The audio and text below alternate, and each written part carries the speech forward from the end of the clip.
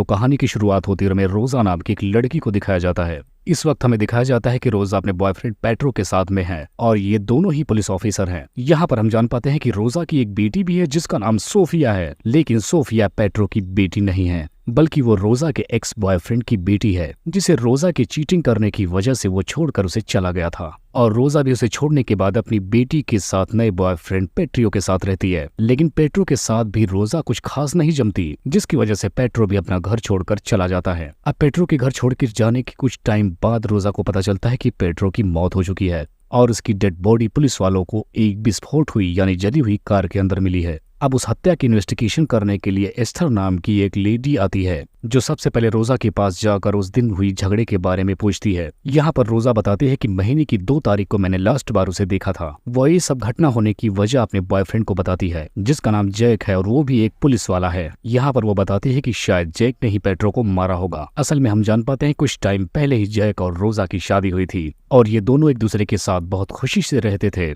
और इनके चंद साल गुजरते ही इनकी बेटी सोफिया जन्म लेती है। लेकिन थोड़ा वक्त गुजरने के बाद रोजा अपने हस्बैंड जैक को चीट करने लगती है। फिर क्या था, वो एल्बर्ट नाम के एक आदमी के साथ डेट करने लगती है और इसी दौरान उसकी मुलाकात पेट्रो से भी हुई थी। इससे हम जान पाते हैं कि रोजा एक बार में ही 3 लोगों के रिलेशन में थी। अब जब ये बात जैक को पता चलती है तो वो अपने लिए एक नई गर्लफ्रेंड ढूंढता है, जिसके बाद वो रोजा को छोड़ भी देता है। लेकिन इनके बीच अभी भी सोफिया को लेकर झगड़ा चल रहा था कि आखिर वो किसके साथ रहेगी। अब कहानी प्रेजेंट में आती है, जहाँ पर हम देखते हैं कि इतना सब कहानी सुनने के बाद एस्टर जैक के बारे में सबूत इकट्ठा करना शुरू कर देती है, जिसके बाद वो पेट्रो के फोन के लोकेशन को ट्रैक करती है। तब उसे पेट्रो का लास्ट लोकेशन जैक के घर के बगल में मिलता है, लेकिन वो लोकेशन तब का था जिस दिन जैक अपनी ड्यूटी पर था, जिसकी वजह से एस्टर अब जैक पर थोड़ा कम शक करने लगती है। अब काफी जांच पड़ताल करने के बाद एस्टर को पता चलता है कि पेट्रो की मौत 2 तारीख से पहले ही हो चुकी थी। लेकिन एक बात, यहाँ पर सिर्फ रोजा ही अकेली एक ऐसी इंसान थी जिसने पेट्रो को लास्ट बार 2 तारीख को देखा था। अब इसके बाद अगले सीन में हम देखते हैं कि रोजा जब अपने घर पे पहुंचती है तो अपने माँ बाप से बोलती है कि जब पुलिस उनसे आकर पूछताछ करे कि उन्होंने आखिरी बार पेट्रो को कब देखा था, तो वो भी 2 ही तारीख बताए। और ऐसा ही होता है, जब एस्टर रोजा के घर वालों से आकर पूछती है कि आखिर उन्होंने पेट्रो को आखिर बार कब देखा था,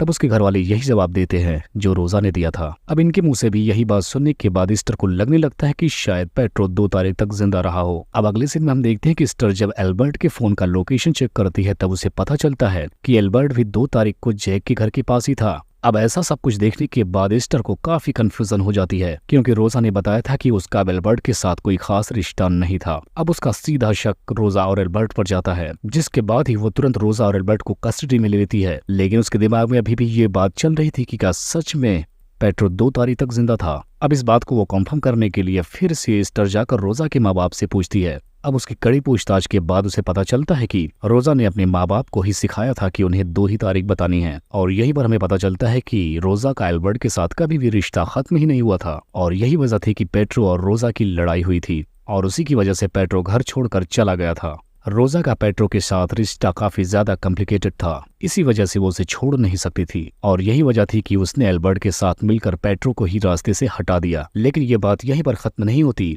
अब रोजा अपने वकील और घर वालों से मिलकर ये कहती है कि पेट्रो को एल्बर्ट ने मारा है, ना कि खुद उसने। लेकिन वो ये सच इसलिए छुपा रही थी क्योंकि एल्बर्ट ने उसे कहा था कि अगर वो सच किसी को बताएगी तो एल्बर्ट उसकी बेटी सोफिया को ही रास्ते से हटा देगा। इधर हम देखते हैं एल्बर्ट, जिसे ये पता चलता है कि रोजा ने अब उसके खिलाफ गवाही दे दी है और सब कुछ सच सच बता दिया है। तब एल्बर्ट भी बताता है कि रोजा भी पेट्रो से छुटकारा पाना चाहती थी, लेकिन वो उससे अपना रिश्ता खत्म कभी नहीं करना चाहती थी, इसीलिए उसने पेट्रो को जान से मार दिया और उसे मारने के बाद उसकी लाश को ठिकाने लगाने में मेरी मदद ली। मैंने तो बस पेट्रो की लाश को ठिकाने लगाने में उसकी मदद की थी और एल्बर्ट को मारने में मेरा कोई हाथ नहीं है। अब जब ये बात कोर्ट में जाती है तब दोनों एक दूसरे के खिलाफ गवाही देने लग जाते हैं। अब यहाँ पर मैजिस्ट्रेट को ये नहीं समझ में आता कि आखिर कौन झूठ बोल रहा है और कौन सच। और अभी भी पुलिस वालों के पास एल्बर्ट और रोजा के खिलाफ कोई खास सबूत नहीं था, लेकिन एस्टर को सब कुछ मालूम था। उसे पता था कि ये दोनों ही झूठ बोल रहे हैं, जिसके बाद अब एस्टर का ध्यान रोजा की बेटी सोफिया पर जाती है। अब यहाँ पर हमें बताया जाता है कि जब एस्टर ने रोजा को कस्टडी में लिया था तब उसकी बेटी सोफिया को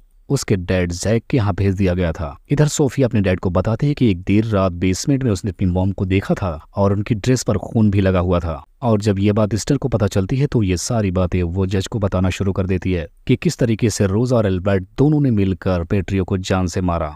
और खास सबूतों को मिटाने के लिए उन्होंने क्या क्या किए। स्टर यहाँ पर बताते हैं कि जिस दिन पेट्रो और रोजा का झगड़ा हुआ था उसी दिन उसने एल्बर्ट को फोन करके कहा था कि मैं अब इसे और नहीं झेल सकती। जिसके बाद हम देखते हैं कि एल्बर्ट एक नया फोन लेता है और एक नया सिम कार्ड भी उसमें डालता है ताकि वो उसे रोजा के घर पर लेकर जा सके। जिसके बाद इधर रोजा भी पेट्रो के खाने में नींद की दवा मिला देती है और माउस ट्रैप लगाने के लिए उसे बेसमेंट में भेजती है। अब बेसमेंट में पहुंचने के कुछ टाइम बाद ही पेट्रो वहीं पर सो जाता है। जिसके बाद रोजा एल्बर्ट को फोन करके अपने घर पर बुलाती है, लेकिन अब एल्बर्ट रोजा के घर जाते वक्त गलती से अपना पुराना फोन अपनी जेब में रख लेता है। जिसके बाद एल्बर्ट और रोजा दोनों मिलकर पेट्रो को जान से उसके ही घर पे मार देते हैं। अब यहाँ पर पेट्रो को मारने के लिए उन्होंने किसी भी तरह का कोई हथियार इस्तेमाल नहीं किया, लेकिन तब तक सोफिया की इधर आंख खुल जाती है और वो अपनी मोम को ढूंढते हुए बेसमेंट तक आ जाती है, जहाँ पर वो रोजा के कपड़ों पर खून देखती है। अब सोफिया को उसके रूम में भेजने के बाद सबसे पहले रोजा और एल्बर्ट मिलकर उसकी लाश को ठिकाने लगाते हैं। अब पेट्रो की लाश को ये दोनों सबसे पहले लेकर जय के घर पर जाते हैं ताकि ये सारा इल्जाम जय पर आ जाए, और वहां से निकलने के बाद ये लोग जंगल की तरफ चले जाते हैं जहां से पेट्रो की लाश मिली होती है। अब जंगल में ले जाकर ये लोग पेट्रो के साथ उसकी कार को भी जला देते हैं और वापस अपने घर पे पहुंचकर रोजा जो बचे हुए सबूत थे उन्हें भी मिटा देती है। और यहाँ पर सोफिया पेट्रो की मर्डर की एक अहम गवाह थी और उसकी गवाही को चलते कोर्ट इन्हें सजा सुनाती है। और कहानी प्रेजेंट में आती है जहाँ पर हम देखते हैं कि सोफिया अब अपने डैड के साथ है, यानी जैक के साथ,